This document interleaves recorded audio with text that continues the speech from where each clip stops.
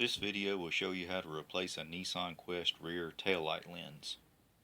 At the end of the video, I'll give you some extra tips and tricks that you may find helpful.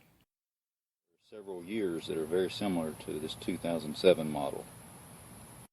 If you need to know how to replace any of the bulbs in this lens, like the turn signal, brake, parking light, or reverse light, I have videos for those also.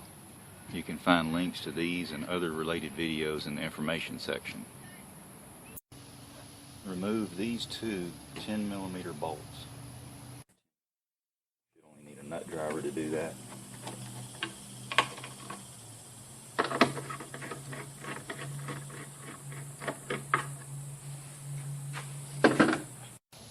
Once you get the two bolts out, there are two little resistance keepers that are up in this area somewhere.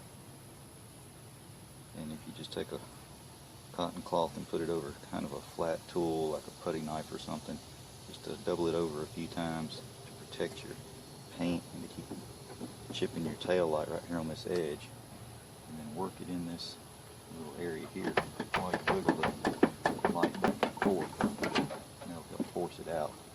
Then do it again down here near the bottom, or you can slide your tool down to help force it out while you're wiggling.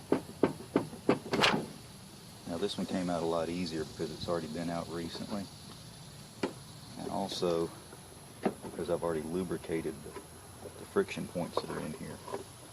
So here are the 2 points I'm talking about. Go into these 2 holes here. That's what you're trying to pry loose.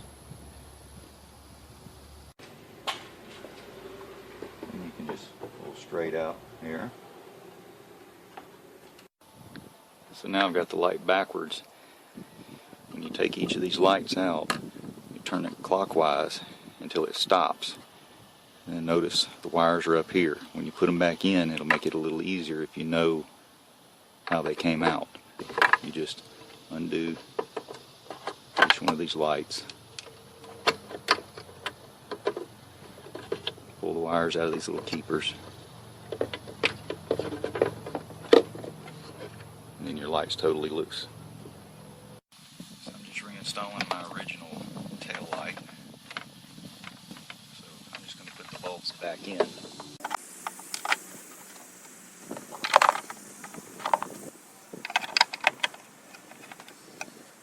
And place these wires back in their location to keep them from getting pinched somewhere that they're not supposed to get pinched.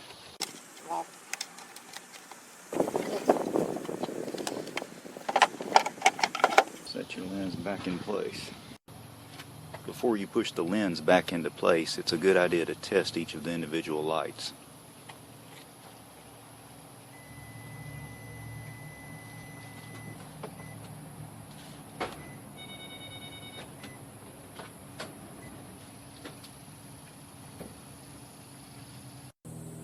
Alright, so everything checked out good. So now all I got to do is line those posts up and press it in until it locks in place. Now I can put in my 2 bolts that I took out. Once again, these are just 10mm. Just be careful not to over torque them. I want to line them both up first. Make sure you can get them started. Just be gentle. They don't really tighten down very much at all. Feels like somebody's already stripped that one possibly. And that's it. So a couple of things to note here is when you're replacing one of these lights, for one, I've noticed that getting them out of the salvage yard, getting a used one out of the salvage yard, is pretty close to the same price as buying a new one off of eBay or something like that. So, why not get a new one? Something else to note here is that these things are the vent holes. You can take a pair of needle nose pliers. There's really no need to, but I'll show you this. Just grab it, pull it off there. It just goes straight into the light. That just allows the any pressure and condensation to get in and out without allowing bugs to crawl into your tail light and prevent as much dust as possible from getting in there. If you do happen to get a used tail light, or if your light's pretty old, you'll get condensation and dust inside the light that builds up through the years, and it'll start to grow a thin film of mold and just build up dust. So if you want to keep things looking nice and bright, you can dump some water with a little bit of dish soap in it inside of here and shake the light really well, and that'll get most of that dust and buildup out of there so that your light will be brighter. The other problem that you run into, if I've had this on a lot of taillights but not this one, is that they'll sometimes get water building up in them, and it's kind of funny that you'll notice this is right side up. This is up on this taillight, and this is a vent hole. The vent's at the top. There is no hole at the bottom. So sometimes you'll get a crack in the lens, or however water gets into it, and you'll notice that water will start to build up in here, and it'll keep building up until one day it sloshes up, hits the light bulb, and blows it. So if you don't have the money to replace the light, if it's a crack, you can put a little, the Goop product. I have a link to it on my website. There's some product I use called Goop that does pretty good in the sun. You could seal the crack up. Then you still got to get the water out, and you can do that two ways. You can either use a real tiny drill bit and drill a real small hole down near the very bottom where the water is, or you can take the light out and drill a little hole in the bottom, say over in here or down in here, wherever the water's at in it, so that any future water drains out. Of course it's best to replace the light, but if you don't have the money to, why not just drill a hole in it? So here you can see this is where the two bolts go in. These are just little plastic retainers. Screws or bolts go into. They strip very easy, so be gentle with them when you're tightening things down.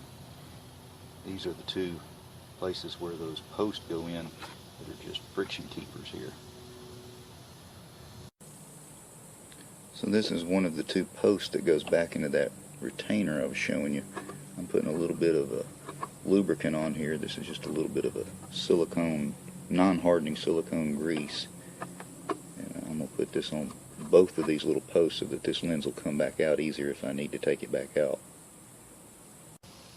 If you're going to keep your original bulbs, I've already cleaned these, but just use a cotton cloth and a little bit of alcohol and wipe them off good. They usually get a lot of dust and mold and junk that grows on them through the years, so clean them off. Even if it's a brand new bulb and you're putting it in, you're going to get fingerprints all over it and maybe some grease and stuff, so clean them off good right before you install them, then try not to touch them anymore. Any dirty spots or greasy spots, even fingerprints, create hot spots, and some of the bulbs get pretty hot. These don't really get too bad, but they can decrease the life and the brightness if they have fingerprints and stuff on them. It really helps me if you share this video, click the like button, or subscribe. Be sure to check the information section for updates, corrections, and links to related videos. Thanks for watching. Also feel free to make comments and ask questions.